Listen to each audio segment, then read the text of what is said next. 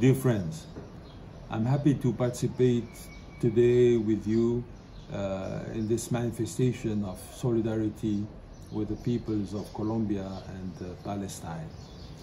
The peoples of Colombia and Palestine, but also all the other peoples of the world that are fighting today for their freedom, for justice, for dignity.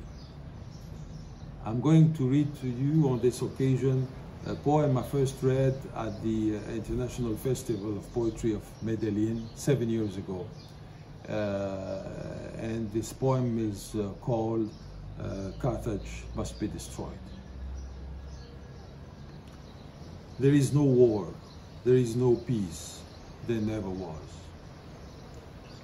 There are obscure territories, wide skies, dried rivers of ancient blood, towns of metal and asphalt, where linger worn out assassins, mercenaries, soldiers, wide-eyed whores, feverish squires, studious apprentices of the sordid man's trade, apprentices of the sad craft of artisans of destiny.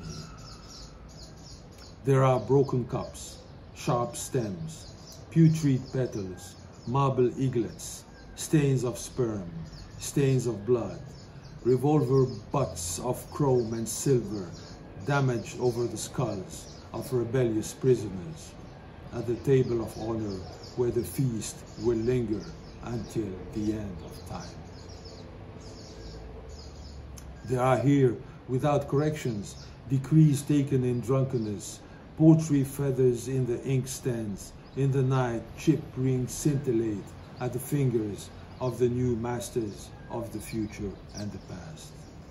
The servants of the day, they caress in their spare time rusted clocks which give the time to leave. There is from eve to morn the lingering stench of the bodies of ancient lovers, sleeping among verbena and rose bush, and the tender remains of sworn translators of ultimate truths and dusty Persian, Greek, Arab, Chinese calendars. There are bones without sepulture of scribes and peddlers now indifferent to the course of history.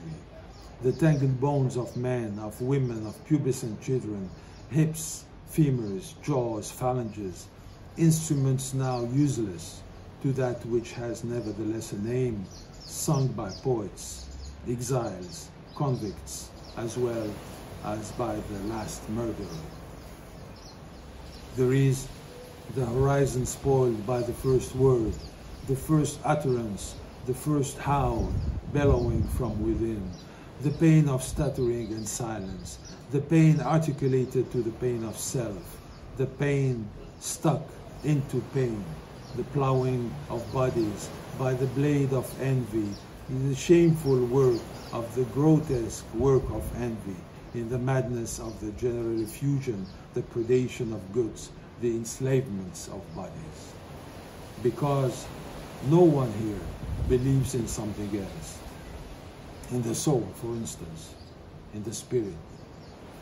There is, not far from here, in beautiful Ottoman houses, dark halls and corridors, the distress, the solitude, the shadows of the condemned. There are eternal confabulations in the infinity of places suitable to the general crime. Baleful lists, so many scores to settle.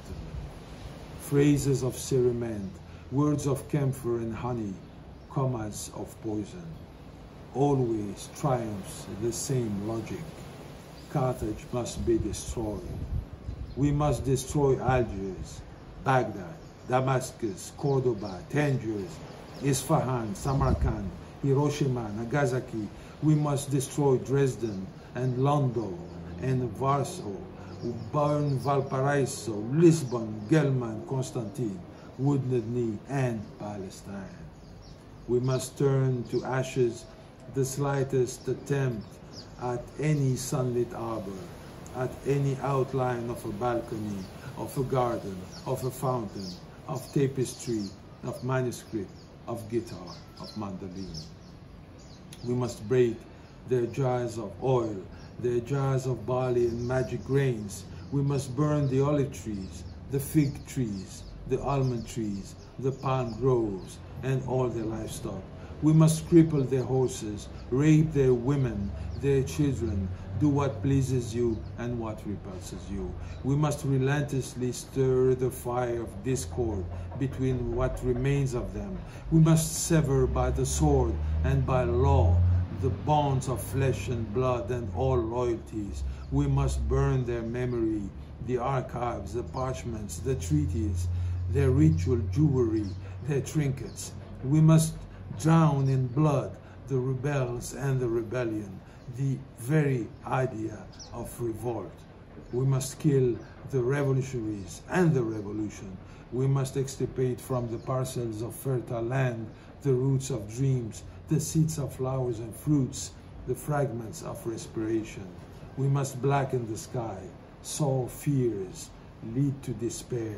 Carthage must be destroyed, and then the water, and then the soil, and then the air, and then the soft light of this dark woman's eyes who gave me, for a moment, the desire to believe and to hope. We must destroy, destroy, destroy constantly the entire world. There is no truth, there is no lie, no desire, no rage, no forgiveness, but humid clothes of virginal blood, blackened, eyelids opened by blade, words that bloom into carnage. There is chaos and confusion. There is still at times sorrow, beads of light on the forehead of a child. Yet there is no salvation. There is no joy. There is no war. There is no peace. There never was. Thank you.